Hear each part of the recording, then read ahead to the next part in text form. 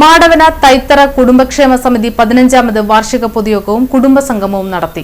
കൊടുങ്ങല്ലൂർ ഏറിയാട് തൈത്തറ കുടുംബക്ഷേമ സമിതിയുടെ 15ാം വാർഷിക പൊതുയോഗവും കുടുംബസംഗമവും തൈത്തറ കുടുംബക്ഷേമ സമിതി ഹാളിൽ നടന്നു. കയ്പമംഗലം എംഎൽഎ കെ വത്സരാജ് വാർഷികാഘോഷങ്ങൾ ഉദ്ഘാടനം ചെയ്തു. വിവിധ മേഖലകളിൽ കഴിവ് തെളിയിച്ച അംഗങ്ങളായ വ്യക്തികൾക്ക് തൈത്തറ കുടുംബക്ഷേമ പുരസ്കാരം സമ്മാനിച്ചു.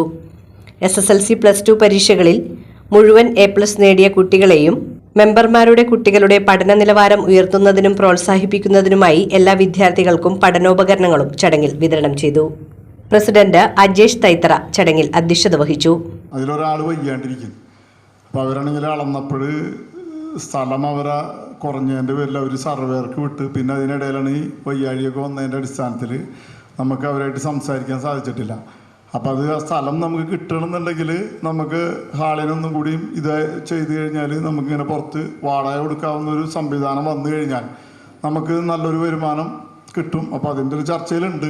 പിന്നെ ഈ കുറികളിൽ നിന്നൊക്കെയാണ് നമുക്ക് ഈ വരുമാനം കിട്ടിയിട്ടാണ് നമ്മൾ ഈ വർഷത്തിൽ വരുന്ന ഇപ്പം ഈ ചികിത്സാ സഹായവും അല്ലെന്നുണ്ടെങ്കിൽ നമ്മൾ മരണാനന്തര ഫണ്ടും മറ്റുള്ള ഇപ്പോൾ ക്ഷേമ പെൻഷൻ ഇപ്പോൾ 45ഓളം പേർക്ക് നമ്മൾ ക്ഷേമ പെൻഷൻ ഇവിടെ കൊടുക്കുന്നുണ്ട്.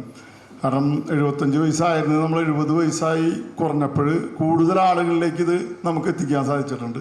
അപ്പോൾ അതൊക്കെ ഈ കുറിയിൽ നിന്നുള്ള നിങ്ങൾക്കറിയാലോ, ഇതൊക്കെ ഇങ്ങനെ പ്രധാനം കുറി വരുമാനമാണ്. അപ്പോൾ ഹാള് വാടകയും കൂടി വന്നാൽ നമുക്ക് കുറിയുടെ അവസ്ഥയൊക്കെ ഇപ്പം ഇത്തിരി മോശമാണ്. കാരണം ആളുകളിൽ നിന്ന് കിട്ടാനായിട്ടൊക്കെ ഇപ്പോൾ അറിയാം, മൊത്തത്തിൽ ആളുകൾ സാമ്പത്തിക സ്ഥിതി മോശത്തിലൊക്കെ നിൽക്കുന്ന സമയമാണ്. അപ്പോൾ പെട്ടെന്ന് നമ്മൾ തുടങ്ങിയ കാലത്തുള്ളൊരു ഇമ്പ്രൂവ്മെൻറ്റ് നമുക്കിപ്പോൾ ഉണ്ടാക്കാനായിട്ട് നമുക്ക് സാധിച്ചിട്ടില്ല.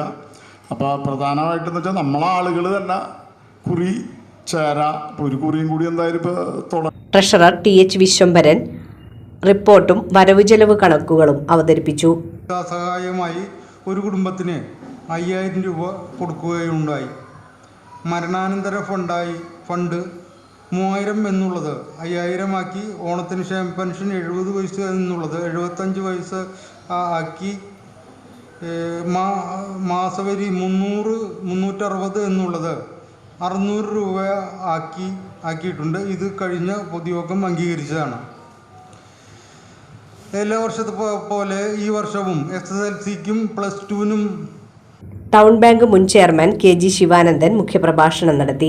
Secretary TM Dileep Kumar, ward member Sheeba Prasad, സമിതി അഡ്വൈസർ അഡ്വക്കേറ്റ് TV രാജേഷ്, ക്ഷേത്ര committee president TV Ratheesh, secretary TV Swayambharan, vice president TN Ajith Kumar തുടങ്ങിയവർ സംസാരിച്ചു. തുടർന്ന് വിവിധ കലാപരിപാടികൾ നടന്നു.